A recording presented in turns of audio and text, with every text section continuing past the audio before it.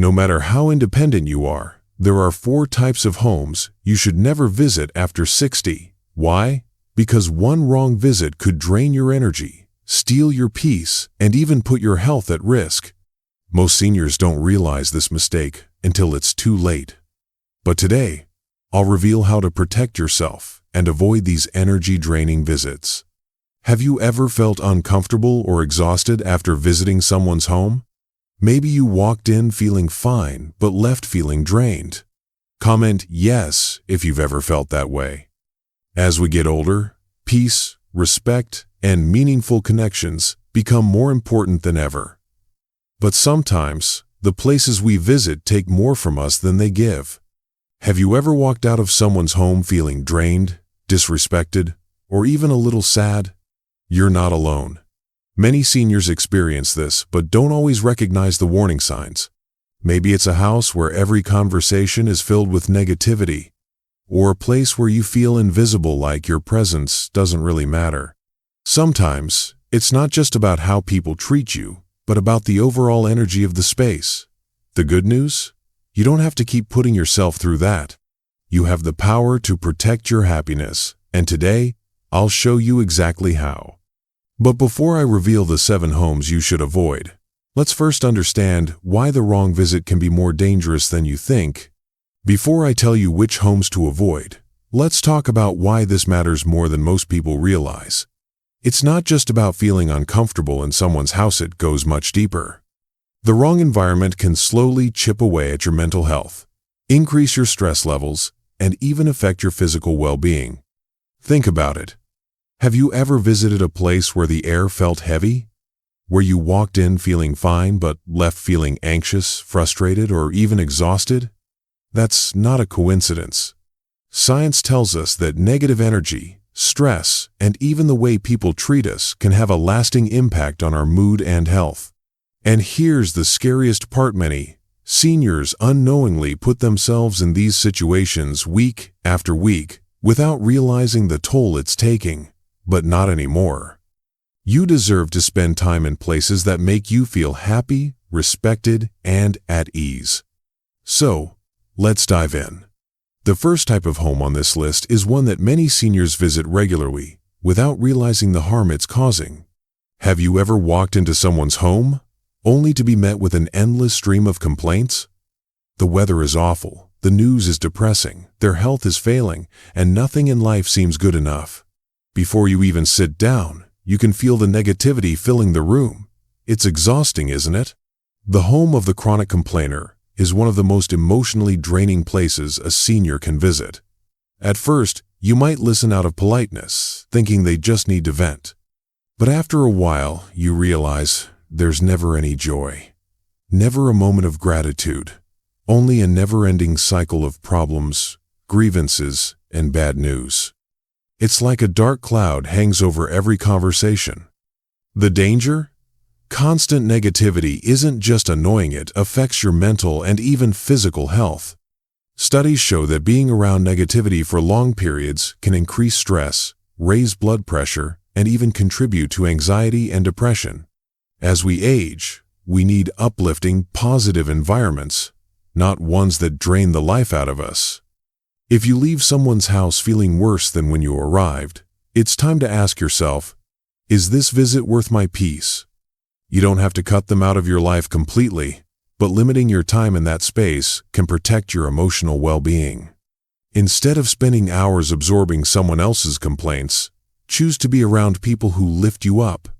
Have you ever left a conversation feeling completely drained because all you heard were complaints? Comment yes if you've experienced this. Have you ever walked into someone's home and felt like you didn't belong? Maybe they dismiss your opinions, interrupt you when you speak, or treat you like you don't matter. It's subtle at times, being ignored at the dinner table, not being asked for your thoughts, or feeling like you're just there out of obligation. Other times, it's more direct, patronizing comments, rolling eyes, or even being told you're too old to understand. The truth is, no one deserves to feel invisible, especially not at this stage in life. You've lived, learned, and gathered wisdom that should be respected, not brushed aside. But some homes make you feel like an afterthought, rather than a valued guest. And the worst part? You might keep going back, thinking it's just the way things are. Disrespect doesn't always come in the form of outright rudeness. Sometimes it's the way people talk down to you, make decisions for you without asking, or fail to acknowledge your needs. Over time, this treatment can chip away at your self-worth and make you feel smaller than you truly are. So, ask yourself, does visiting this home make me feel appreciated, or does it leave me feeling dismissed? You don't have to spend your time in places where you're not valued. Choose to be around people who respect you for who you are, not just tolerate you out of habit. Have you ever felt ignored or disrespected at someone's home?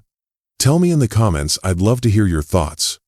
Some homes feel like stepping into a storm, constant noise, chaotic energy, and an overwhelming sense of stress.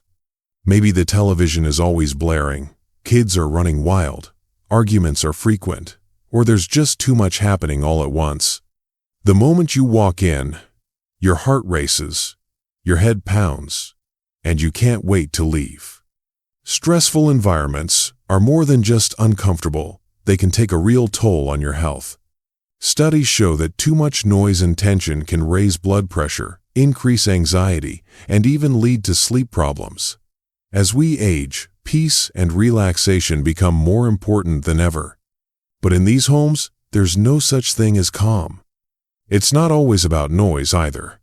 Some houses feel stressful because they carry emotional tension. Maybe the people inside are constantly arguing, gossiping, or throwing passive-aggressive comments.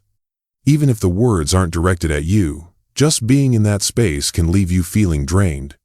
The question is, why keep putting yourself through it? If you leave a house feeling more exhausted than when you arrived, it's time to reconsider your visits. You have every right to protect your well-being and choose environments that bring you peace, not stress. Have you ever walked into a home and immediately wanted to leave because it felt too chaotic? Let me know in the comments. Have you ever noticed that some people only invite you over when they need something?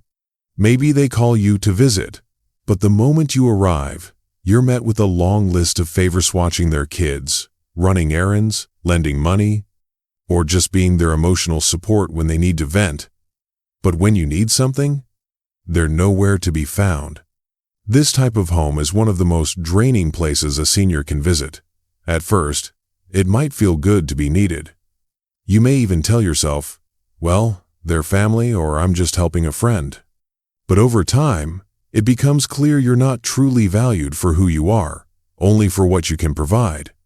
The problem with always being the helpful one is that people start taking advantage of your kindness, and the more you give, the more they expect.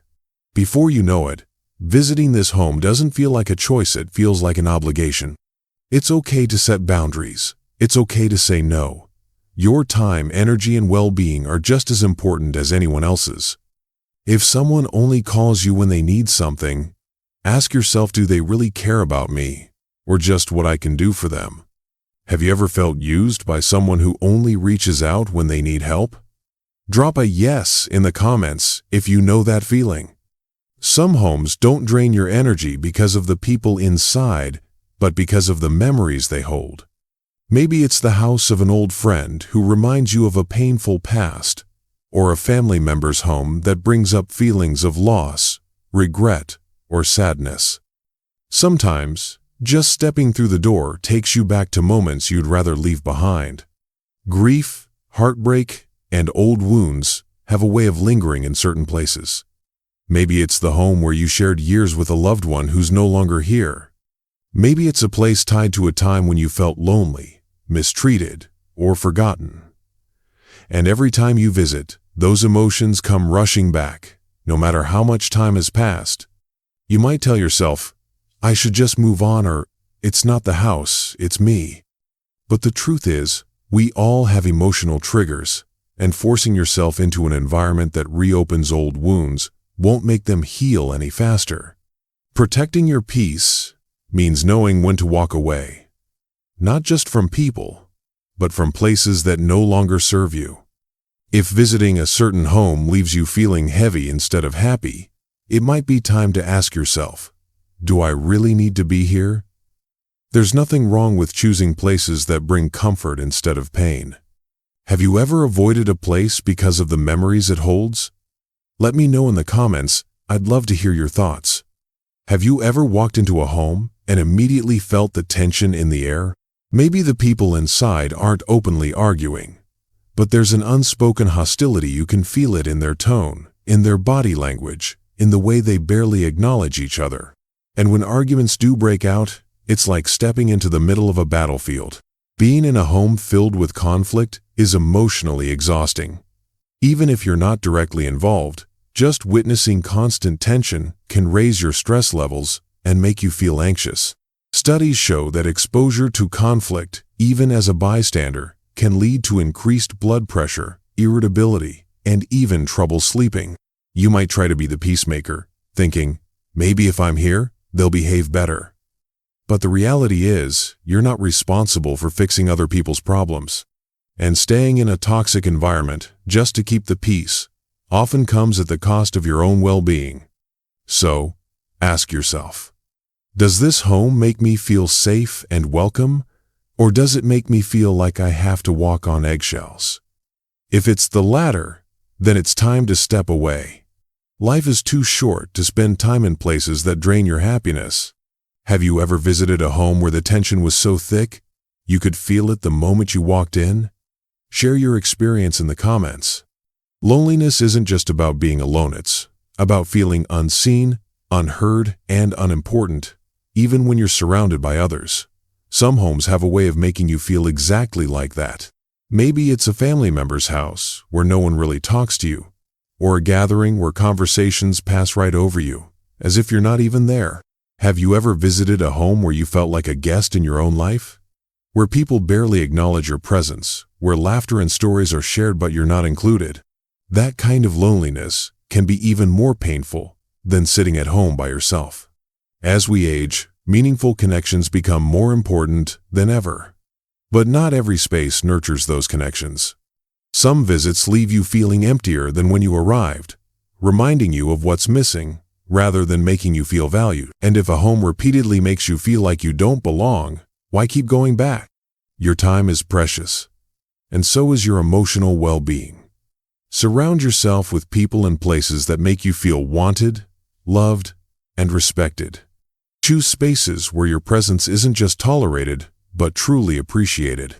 Have you ever felt lonelier in a crowded room than when you were by yourself?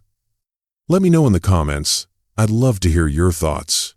Have you ever walked into a home and felt like you had to put on a mask? A place where you couldn't fully express yourself without judgment? Maybe it's a family member's house where your choices are constantly questioned: how you dress, how you live, even how you spend your time. Or perhaps it's an old friend's home where they expect you to be exactly the same person you were decades ago, ignoring how much you've grown. These visits feel less like quality time and more like walking through a minefield. Wrong word. And you're met with criticism, dismissive comments, or uncomfortable silence. You might find yourself avoiding certain topics, forcing a smile, or agreeing just to keep the peace. But deep down, you know you're not being true to yourself.